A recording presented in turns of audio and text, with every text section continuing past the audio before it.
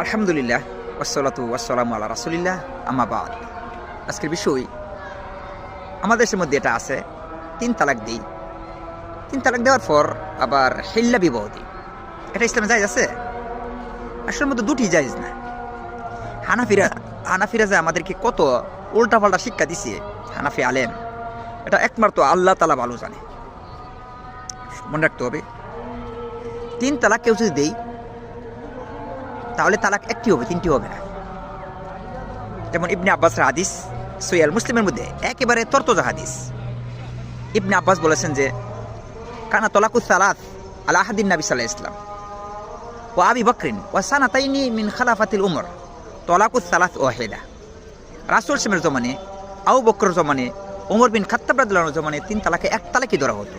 মানে কেউ যদি বলে 1 তালাক, 2 তালাক, 3 তালাক, তাহলে তালাক কয়টি হইবে? কারণ এক মাসে বলেছে, তার তালাক হবে একটা, 3টি হবে না, মনে রাখবেন। কিন্তু হানাফিরা কি করে, কি যে এক উল্টাপাল্টা কাজ করে, আল্লাহ তাআলাই ভালো জানে।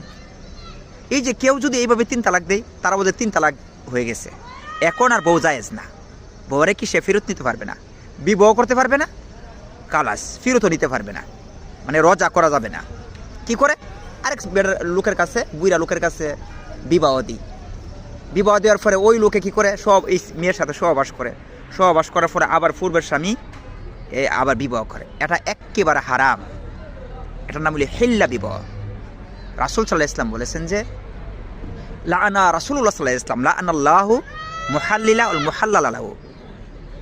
ওই সব মানুষের উপর আল্লাহ লানত, আল্লাহর অভিসম্পাত, যেই মেয়েকে যে হিল্লা বিবাহ করার পর তাকে প্রথম স্বামী আবার হালাল করে নেই, তারা দুজনের উপরে কি আল্লাহর রাসূলুল্লাহ সাল্লাল্লাহু আলাইহি ওয়াসাল্লাম অভিসম্পাত করেছেন, লানত করেছেন।